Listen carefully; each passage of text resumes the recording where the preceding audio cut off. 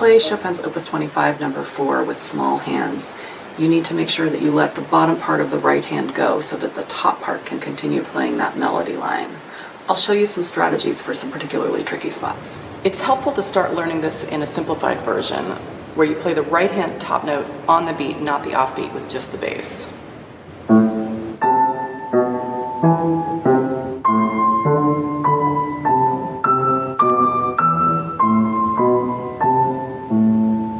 And you can use whatever finger comes naturally for that single line in the right hand.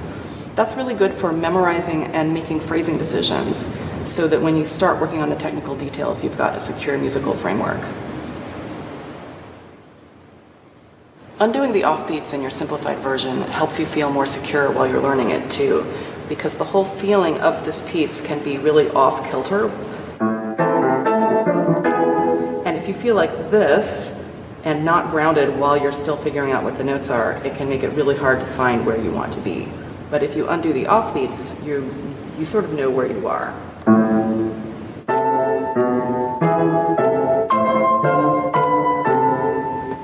When you're working on the right hand, I recommend learning measures 35 to 38 first. They're the easiest to practice holding down the long note while letting the short note go.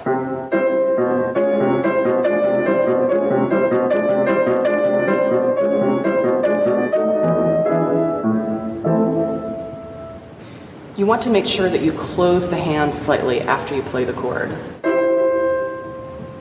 It's not as crucial here when the chords are small, but when you're playing bigger chords, it becomes really important.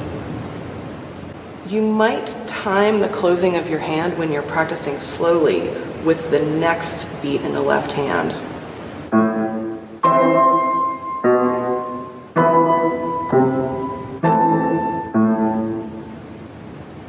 But when you play at a tempo, the playing and closing is going to really need to be one gesture. That can make playing an octave with 4-1 just barely possible. So instead of reaching the 4-1 and holding it, you immediately close. And you can even close and then flip over to the 5. If you can reach an octave with 4, it can be helpful.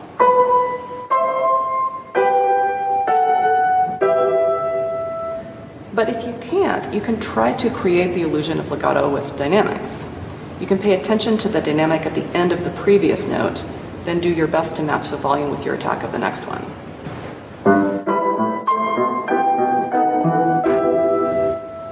When you play the left hand, you want to make sure you rotate through that figure.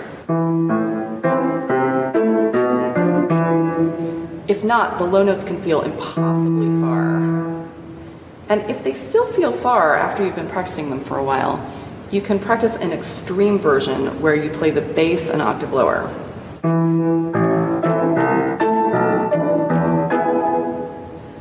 And if you practice like that for a while, it will make the bass where it normally lives feel much better. You're going to want to practice the left hand figure in note, chord, and also chord note.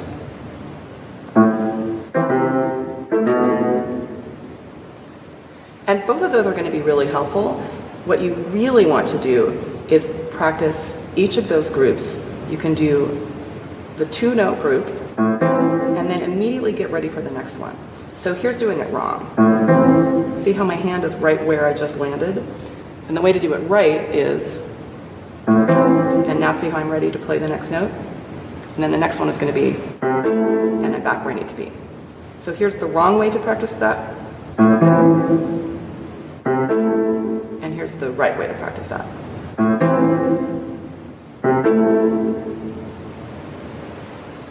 So you want to do both note chord and also chord note. You can also use legato pedals sparingly to connect 5-5-5 in the right hand.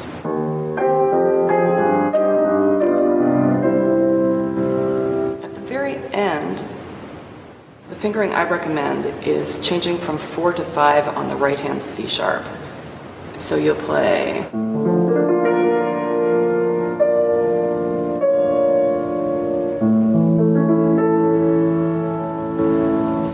remember to sing that top line, even if you're using 5-5-5-5 to play it, and enjoy Opus 25 number 4. Let me know if you have any questions, and good luck.